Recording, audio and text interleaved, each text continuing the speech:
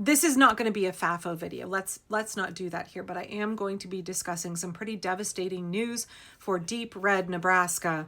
And unfortunately, a lot of this is tied to Donald Trump, his policies, corporations that support him and benefit from what he's doing in terms of regulation and enforcement. Lexington, Nebraska is a town of about 10,000 people, and we recently found out that their Tyson beef plant will be closing in January. The consequences for the people of Tyson are really devastating. Not devastating for mega corporation Tyson Foods, by the way. Don't think that this plant closure is something that hurts them.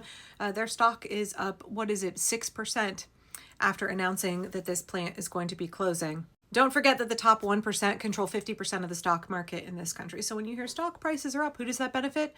The billionaires. Let me share with you a little bit of this clip about this story, and then I want to get into a lot more detail.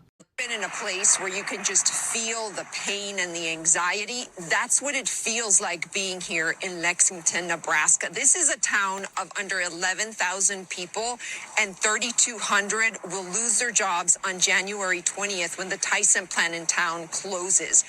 People have described to me what's happening here by using the words catastrophe, crisis, the feeling of being collateral damage, hurt, anxiety, agony. I mean, just such powerful words because of what's happening here. The street that you see behind me is a vibrant business district. I've talked to some of the owners. Some of them are immigrants. As you drive up the street, the names of the businesses tell you about the diversity in this town. People from Mexico, from Guatemala, from Somalia, some of them former refugees who worked really hard at the Tyson plant, saved their money, and became business owners in this community. There's another business here to my left down the street. That woman says that people have gone into her store sobbing. Her sales immediately dropped 10 to 20% right after the announcement. Up the street here is a public library. There are companies from all over trying to recruit workers. Here to my left down the street this way, there's a pastor who's trying to figure out how to speak about joy on Sunday services. The impact of this is everywhere. What do your friends tell you, the ones that are leaving? We try not to talk about it because we get really emotional. So you're mostly not talking about it? We always try to think of the positive side. Yeah. The time that you still have together. Yes. Is that what you focus on? Yes, we try to make the best of it. Half of our kids have parents that work at the plant, so it's a huge deal. But the fallout will reach far beyond Lexington and hit the beef industry especially hard. It's just not the closing of a plant. It's closing of that whole economy that goes around that. The closure set for January won't just affect the 3,200 workers inside the plant. Truckers and producers weave their way onto the compound with their roughly 4,000 heads of cattle a day. Those cattle have to go somewhere. It's really the center of the cattle feeding industry up here.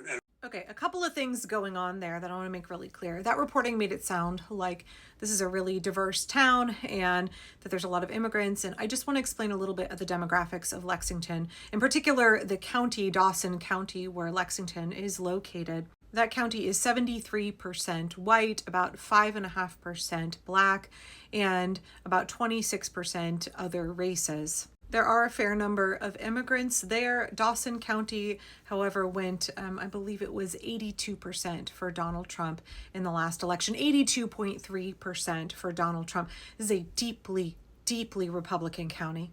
It is important to note that this is a rural county. There are 24,000 registered voters and 19,667 of them voted in the 2024 election. So it can be really, really tempting to say, well, fuck around and find out. You got what you voted for. Yep. Sorry, I don't have any pity for you. People get real mad at me when I talk about how the suffering of these communities doesn't actually help us dig out from fascism. When working class people across this country fail, they struggle because of Donald Trump, when they experience suffering and hardship because of Donald Trump, that doesn't actually help get us out of fascism. It doesn't actually, unfortunately, turn them against Donald Trump. There was a piece out in Reuters yesterday, I believe, where they interviewed a bunch of Republicans asking them, like, how are you doing in terms of like your bank account? How do you feel that the economy's doing? They said, it's not great. It's not great. And they said, well, who do you blame for that? And overwhelmingly, these folks were like, well, you know, Donald Trump, it's It's that sunk cost fallacy, because what they said was, well, yeah, things are hard right now. Maybe the Republicans and Donald Trump are doing that great, but we're going to give them some more time. They're going to fix it down the road. We just got to hold out a little bit longer. It's always that like 2 weeks away. He's going to make America great in 2 weeks. We're going to get those payouts, those Elon Musk, Doge checks. Those are in the mail. We're about to be prosperous. We just got to hold on a little bit longer. It's that sunk cost fallacy. It's that cult-like mentality of Donald Trump is going to do right by us because he's our dear leader. We've invested in him. So I don't know that that's what's happening here in Nebraska, but I did find that report in Reuters to be really interesting, a little bit horrifying. We have this really kind of evangelical belief, that this punitive belief that if MAGA suffers because Donald Trump is in power, that they will abandon him, that the way people learn lessons is through punishment.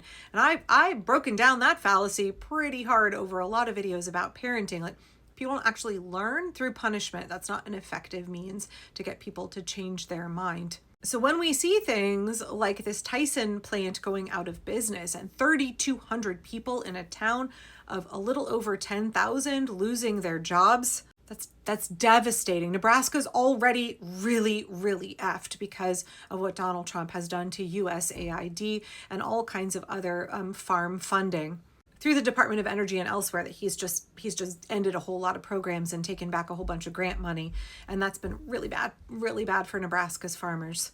But I guarantee you, this plant closing is not going to make those people be like, oh, we should vote Democrat next time. That's not how that psychology works. And that's one of the reasons that I don't think it's useful to engage in FAFO content, or to be like, well, they got to hurt to learn, right? If they experience punishment, people think it's the logical consequences of their actions, but it's not actually a logical consequence. But before I get too much up on my high horse, because I'm going to run out of time on this video. So what we're hearing about the closing of this Tyson plant in Nebraska, let me share with you a little bit from the Nebraska Examiner's piece by Juan Salinas II. It came out on December 10th. Dan Osborne, a registered nonpartisan running against Senator Pete Ricketts, a Republican who's up for re-election in the midterms in 2026, pointed to his time as a former labor leader in an Omaha Kellogg's plant to say he knows what it feels like to give a company complete loyalty and then to have the workers feel betrayed. He said Tyson's quarterly earnings report won't feel the ripple effect that the town itself will face. Like I said, Tyson stock is up like 6%. He said Tyson is trying to maximize profits at the expense of producers and customers, which is in violation of the Packers and Stockyards Act, a federal law passed in 1921. The law was meant to promote competitiveness and fair practices in the livestock, meat, and poultry industries and to ensure payment protections. The law also prohibits deception and fraud in those markets. We're living in a kakistocracy that's also a kleptocracy. Deception and fraud are the name of the game. Osborne called the move to close the plant and not sell it to a competitor market manipulation, and said that Tyson is destroying 5% of America's beef processing capacity. The legal analysis here is pretty straightforward. The Lexington plant accounts for 5% of the nation's cattle. By shutting down that plant that slaughters such a large portion of the cattle in this region in the country, Tyson will single-handedly reshape the nation's cattle markets from boom to bust. The article goes on to interview a number of Nebraska elected officials and get quotes from them, including Mike Flood. I've covered him in the past. He's the super rich guy who said that you're not entitled to health care. Remember that? Instead of advocating for the people of Nebraska, Republicans instead are attacking Dan Osborne, the nonpartisan candidate, claiming that he's using a community's hardship to score campaign points.